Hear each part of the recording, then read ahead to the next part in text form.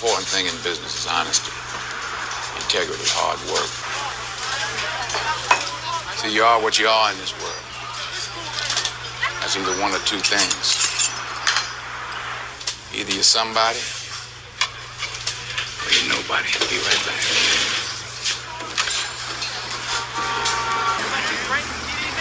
Where's my money? Red Top gave you the package. You're supposed to be handing me my money. Get the fuck out of here, Frank. Oh, what you gonna do? What the fuck you gonna do, Frank? Huh? What you doing? You gonna shoot me in front of everybody? Huh? Come on.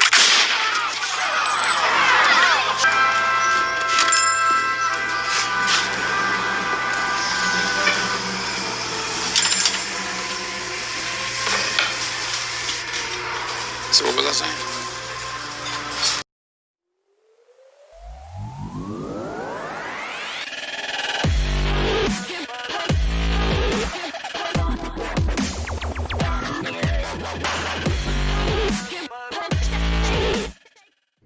Welcome to Kyle Anthony's UFC Betting Show. I am Kyle Anthony, and welcome to the podcast. Welcome to the prediction show for UFC on ESPN Plus 31. Edmen Shahbazyan versus Derek Brunson. We've got two free plays that we're going to talk about on this card. Already have 4 plays loaded up on WagerTalk if you're interested. Link down in the description. Right now for clients, still around that 40% return on investment for the year, with about 70% winners for 2020. Having a strong year, coming off a 5-1 night last Saturday with free plays and client plays. So definitely coming off another strong showing. Got to keep that going overall. So we're going to dive into it right away. As you see, I'm actually in a new location now and did move. So hopefully the sound quality is pretty good. Trying to get through all of that. But definitely the most important part is we need to come out here with some winners. So that's what we're going to talk about here. So the first thing we're going to talk about is the main event of the evening between Edmen Shahbazyan and Derek Brunson. Right now you've got Shahbazyan is roughly around a minus 300. Money is definitely starting to come in on him. And then you've got Brunson, who is roughly around the plus 250 mark. As we always do here, we're going to go over the last 3 fights for each of these fighters, see if it makes sense to bet and what one fighter can expose the other, and if it definitely is an opportunity for us to place that wager. So the first person we're talking about is Edmen Shahbazyan. 3 fights ago, he fought Charles Byrd. Now, Charles Byrd here, not that big of a fan of him overall when it comes to his technical skills and what he does bring. But in this fight here, Charles Byrd quickly went in for a takedown on Shahbazyan. Kind of a situation where he figured that it was going to be a strong suit for him. That's something, and that's definitely a path to victory for Byrd overall. He goes in there and tries to lunge in, get the clinch, got him up against the fence.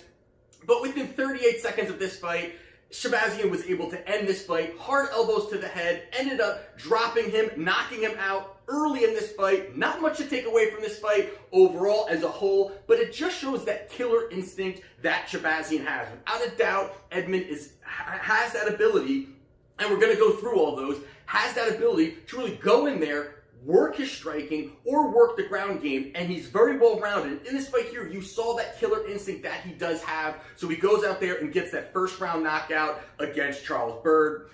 2 fights ago, he fought Jack Marshman, and Jack is the journeyman fighter. You know, he's had some wins, had some losses, back and forth wins and losses, tough fighter, kind of more of that gatekeeper kind of role that he does have within the UFC, fights a lot of up-and-comers, has beaten some, older vets, or faced some older vets, and kind of a mixed bag, never could really get to that top level. But in this fight here, he's fighting another up-and-comer in Edmen Shahbazyan, and this was a fight here where quickly again, they stood toe-to-toe, and I gotta give credit at least to Edmen going into that fight and actually looking to stand toe-to-toe, looking to actually scrap right away, toe-to-toe against a guy who pretty much wants you to do that when you're talking about Jack Marshman. And quickly overall, then he goes in there, level changes, gets him to the ground, and quickly you see the transitions, the movement, how smart he is when he's standing, when he's striking, when he's grappling, when he's in the clinch. That's something that you're going to hear me say a lot of, because as I was going through this, you could really see the intelligent level for a 22-year-old fighter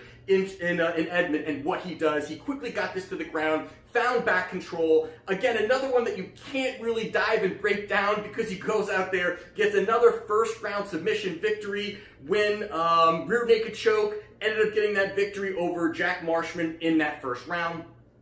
And then 3 fights ago, he fought Brad Tavares. Now, I thought this was a fight that was probably the one that I think you could take a little bit more away, although it was another first-round victory for Edmen. You look at Brad Tavares and look his body of work. I mean, over his last 8 fights, he's 5-3, and his only losses are from Israel Adesanya, Robert Whittaker, and Edmen Shahbazyan. So you've got these 3 fighters are the only 3 that he's lost to. So he's only really lost to some really great fighters overall. So obviously going into this fight, he obviously didn't have that win yet to Edmen, but going into this fight, he's only lost to really good fighters. And he goes out there, and I thought that the way, again, that he fought was really, really, early on kind of working his distance a little bit, working his striking a little bit. But when he sits there and he finds that rhythm and he finds that opening, he almost has a very good read on the opponents. And you've seen it, obviously he went for certain things very quickly, so is it hard to take away from? But you did see in this fight against a guy that is a veteran fighter, a tough fighter in Tavares, and he goes out there in a quick exchange, drops Tavares early, he gets back up, and you thought even if he got back up, hey, he took his best shot, could he keep moving forward, could he actually kind of showcase a little bit, show him that he can take his shot, and then right after that, he goes back in, head kick, Edmen drops Tavares, ends the fight in the first round again. I mean, another fantastic showing for this young kid, goes out there, 3 straight victories, 3 straight first-round finishes in all different ways. I mean, you've got a knockout, you've got submission victories, you've got head kicks. I mean, you've got just a mixed bag of finishes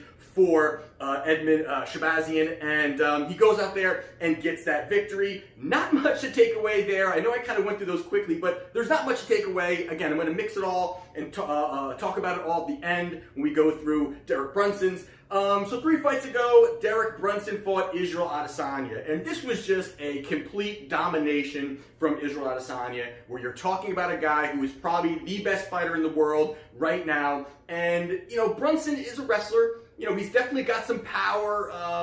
There's certain things that he does well in the cage, but this was such a stylistic nightmare for Brunson, where the movement, the distance management, the footwork, everything that Adesanya brings to the table, Brunson really doesn't have that, and he couldn't lean on his wrestling because Israel has really shown that he's able to defend some takedowns, get good movement, keep good space between his opponent and himself. And in this fight here in the first round, I mean, he dropped Brunson multiple times in that first round, and even the finish, it almost felt like Israel Adesanya felt bad for Brunson once he kind of jabbed him, threw a couple straights, dropped him, got him again, dropped him again, finished the fight. So in this fight here, Brunson takes the loss, a knockout victory. Israel Adesanya does earn against Derek Brunson. And then you've got 2 fights ago, he fought Elias Theodorou. And now, if somebody asked me who is the fighter you least like to watch, I would say Elias Theodorou. I mean, this guy, one thing's for sure that he does, he's very awkward, kind of this annoying, odd kind of movement that he does, real awkward spin kicks and has high volume, but not much behind the volume, kind of a weird combination of kind of weapons that he does use. But in this fight here, pretty much overall, Brunson in the beginning kind of was, a little bit thrown off by some of the movement, couldn't really, work that distance, work the way that he works, and a lot of things, that's what Elias has definitely done in his wins, is kind of, he's so awkward, guys, it's very hard to prepare for a guy like that. The way he throws, his combinations, the angles he uses, the movement he uses, again, annoying as hell to watch, but at points, in certain spots, it has been effective. But in this spot here, Derek Brunson kind of worked from the outside, allowed Elias to kind of utilize some of his range, and then he went in there, cut the distance down, worked some good striking. And overall, he just kind of outworked Elias Theodorou. And this is a fight here that stylistically, I think, worked a little bit better for Derek Brunson, just because the striking isn't really there. You're not really seeing Brunson in any really tough situations, or really a firefight, or any situation that was tough for him. This was kind of a lackadaisical kind of stand-up match. It felt more like a sparring match because it was a lot of pitter-patter shots. But in this fight here, you had Derek Brunson go out there. He did get the victory, and he gets the decision victory over Elias Theodorou. And then most recently he fought Ian Heinisch, and Heinisch is a tough fighter. I'm pretty high on him overall, but he is a tough fighter, good defensive wrestling, tough guy, has some power, kind of guy that's just going to not let up and have that forward pressure moving forward. And in this spot here, this was a situation where, basically the first early exchange, you had Derek was dropped, early dropped, and that's something that you keep seeing kind of throughout the last few fights of Derek Brunson, is his chin. Can his chin hold up? And when you're talking about somebody like Edmen, who has the power and has that background to really knock you out, could that really stand up here? And you've got a guy like Heinisch who does have the power. He dropped him early. He got back up, and there were actually some good scrambling situations there. And there was even a spot where Derek kind of picked up Heinisch, and it looked like it was going to be an easy body slam, but some way the good balance that Heinisch has was able to kind of get out of that situation, kind of get a spot where he was able to say, all right, I'm going to work you up against the cage, utilize the cage to kind of make sure I don't get taken down. Really good spots in there. I thought the way that he fought overall. Into that second round, I thought that, Derek was landing. Derek started to kind of pick up some of the pace a little bit. And then that third round was kind of sloppy overall. Both of the guys were, I would say, not really, kind of gassed a little bit, but pushing through, pushing forward. You did have Derek Brunson go out there, get the victory overall. So in the situation here, you take a look at both of these guys overall. I think the situation here, when you're looking at them, is you've got the sharpness and just the crisp striking of Shahbazyan, and the way that he strikes, his quick hands, his fast development combinations, his high fight IQ. Those are things I think overall that can really, really put him in a great spot long-term in his career. I think there's a lot of great things that he's able to do if he consistently sits on those things particular. But he also has that wrestling background. He also has the grappling credentials. So anywhere these fights go for him, he's comfortable. And that's something, he's one of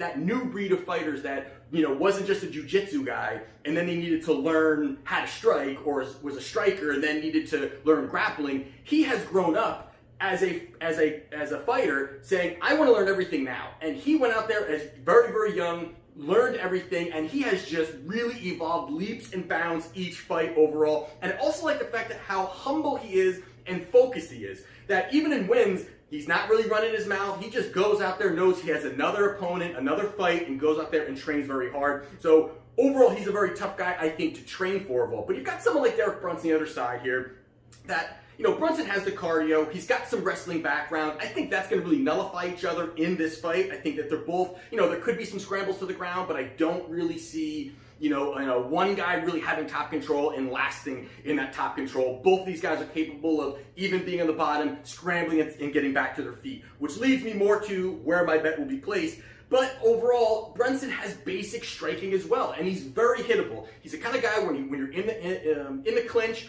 or even at very close distance, he doesn't really, he's very lackadaisical defense, and he almost allows his opponent to hit him. And he's not a guy who should be being hit because he's been dropped by many fighters, even fighters with lesser power than Edmen has. And this is a situation where not only will the wrestling be nullified, but if it's a stand-up fight, you really got to look at Shahbazyan here. Now you look at the line, obviously the line, I'm seeing almost at a 310, I'm seeing 315 in certain spots. But right now the line here at this point, I can't, I think Edmen absolutely will win this fight. Big on him overall and what he can do. But I cannot lay that kind of chalk here in this spot at minus 300, and you're even seeing it tick up again, like I said, over minus 300. I think this is a spot where you've got to look at method of victory here. So I like Edmen Shahbazyan to go out there and get the knockout victory. It's at minus 160. You're really getting off the big number. You're getting a better value here. Could he submit him? It's a possibility. I don't see this going 5 rounds. And this is a situation where Brunson's hittable. Brunson's been hit. Brunson allows fighters to be hit, and both guys having the ground game, I think, will nullify each other. I think it will be a stand-up fight. So in this situation here, my first free play will be Edmen Shahbazyan to defeat Derek Brunson via KO minus 160. And the other one we're going to be talking about is Lando Vannata versus Bobby Green. Currently, you've got Vannata is a minus 136. and you've got Bobby Green is a plus 116, somewhere around there. I'm going to go over their last 2 fights for each of them, and I'm also going to talk briefly about their first fight that they had a couple of years ago. We'll talk about that at the end. So in this situation here, you've got, first we're going to talk about is Lando Vannata. Lando Vannata, 2 fights ago, fought Mark Giacasi. And Giacasi, great fighter, definitely a guy, we saw him, although we bet the other way. Giacasi is a fighter that I think has a lot of great kickboxing, great distance management, moves around a lot, very creative with the striking overall. And in this situation here, I thought he fought very well against Lando, because Lando is a kind of guy who, not only is he creative as well, but he also was a kind of very unorthodox style. Very, very, different when you're talking about his movements, his angles, how he, throws a lot of punches with his arms down and almost invites his opponent in. And those are situations where he could work a combination as his opponent feels it is an opportunity to capitalize on his hands being down. But in this fight, he goes out there. I mean, this was really a strong showing for Giacasi. Overall, the way that he fought, the way that he was standing there, and he kept moving, and he kept landing and moving, and that kind of really countered the movement of Vannata in this fight. So he goes out there, and Mark gets the victory, an easy decision victory overall, beating Lando Vannata in that fight. Last fight he fought Yancy Medeiros, and this was a fight here where Medeiros is more of a brawler kind of mentality. And this was a fight, I think, that really fought, really stylistically fit well for Lando in this fight. Because Lando, again, is kind of a mover, kind of likes to have space, but keeps moving. And, Medeiros is kind of looking to stand toe-to-toe. He wants to brawl. He wants to get close. He wants to kind of draw you into the firefight. And the whole fight overall, I mean, this was just a great showing from Lando. The way that he was relaxed, the way that he circled, the way that he just kept, it almost seemed it was almost tiresome for Medeiros to keep following him. He couldn't really get in front and work a combination, because from there, you would then see Vannata would kind of throw a nice combination, utilize some good leg kicks, and then move and kind of bounce back in and out, where, again, Medeiros was looking to kind of get close, seek the brawl, draw you into the brawl, and the relaxed overall showing, it was just a great showing overall for him. So not really, going to dive into this one too much, but in general, it was a good showing for Lando. He goes out there, gets an easy decision victory over Yancy Medeiros.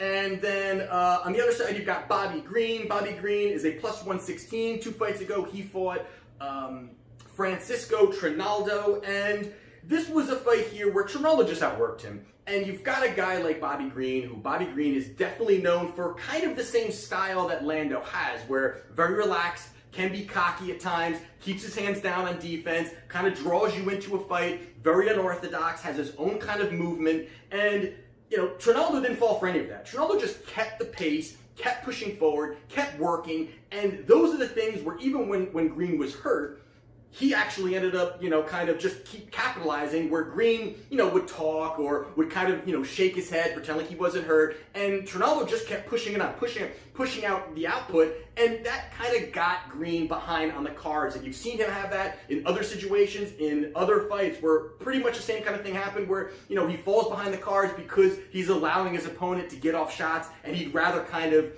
talk or make it look like he's not hurt than actually go out there looking for the counter shot. So in that situation, Francisco Trinaldo goes out there, gets a decision victory over Bobby Green. And then most recently against Clay Guida, Bobby Green faced. And this is a fight here where, you've got Clay Guida, who's 38 years old, kind of heading to the end of his career, but he ended up getting Bobby Green down a few times early. Big takedowns, big power takedowns. Green, again, is very good at kind of bouncing back, getting positioning, and getting back onto his feet, looking to strike again. And, the pace at which Green put, I thought, was a lot different than a lot of his past fights. That he wasn't looking as much as kind of the lackadaisical defense, allowing his opponent to dictate the pace of the fight. This was a good showing for him. I thought that he looked good, although against Clay Guida, who, we know he's a little bit, again, over the hill in a situation there. But I thought he looked good overall. The stand-up game looked good. And in general, he goes out there, gets the victory over Clay Guida. So with that being said, you look at Lando Vannata, I mean, both these guys are well-rounded. Both these guys are very tough. They're both very durable. They're going to keep going forward even if you land big shots. And when we talk about the last time that they both fought, now which was a couple of years ago, but even in this fight here, I thought was very interesting because you take a look at the way that they're both fighting. They both fought very similar. But Lando, his striking, I feel, is a lot more crisper. And you saw in their first fight the crispness, kind of the mixing it up. He doesn't just headhunt. I feel a lot of times Bobby Green seeks the big shot. He's seeking for the knockout shot.